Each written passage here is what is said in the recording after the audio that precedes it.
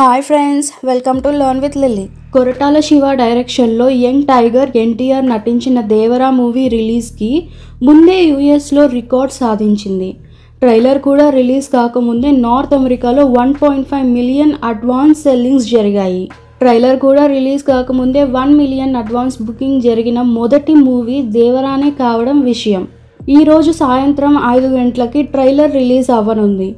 Trailer లాంచ్లో movie actors, actresses పాల్గొంటున్నారు. ఇప్పుడు రిలీజ్ అయ్యేది దేవరా పార్ట్ 2. ఇది తెలుగులో, హిందీ, తమిళ్, మలయాళం, కన్నడలో రిలీజ్ అవుతుంది. కొరటాల శివ డైరెక్షన్ చేసిన యాక్షన్ డ్రామా ఫిలిం ఇది. ఈ మూవీలో ఎన్టీఆర్ డబుల్ యాక్షన్ చేయనున్నాడు. ఈ మూవీని అఫీషియల్గా అనౌన్స్ చేసింది 2021లో. ఆ టైంలో ఈ మూవీకి ఎన్టీఆర్ 30 అని పేరు పెట్టారు. తర్వాత 2023 ఎండింగ్లో ఈ మూవీని 2 పార్ట్లుగా తీయాలనుకున్నారు కాబట్టి దీన్ని దేవరా పార్ట్ 1, పార్ట్ 2 అని నిశ్చయించారు.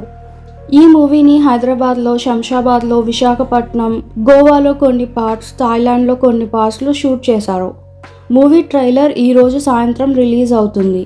ఈ మూవీ ఏమో 26 సెప్టెంబర్ రిలీజ్ కానుంది. ఈ మూవీలో మెయిన్ లీడ్గా ఆలియా భట్ని, శ్రద్ధ కపూర్, మృణాలి ఠాకూర్ ఇంకా రష్మికని తీసుకోవాలనుకున్నారు. వీళ్ళందరూ ఆఫర్ రిజెక్ట్ చేసేసరికి ఫైనల్గా జాన్వీ కపూర్ని కన్ఫర్మ్ చేశారు.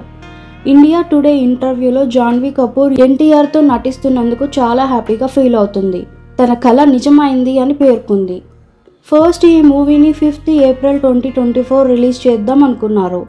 కోఇన్సిడెంటల్గా ఆ రోజే ఉగాది అయ్యేసరికి దాన్ని ఫైనల్గా 27 సెప్టెంబర్కి పోస్ట్ పోన్ చేశారు.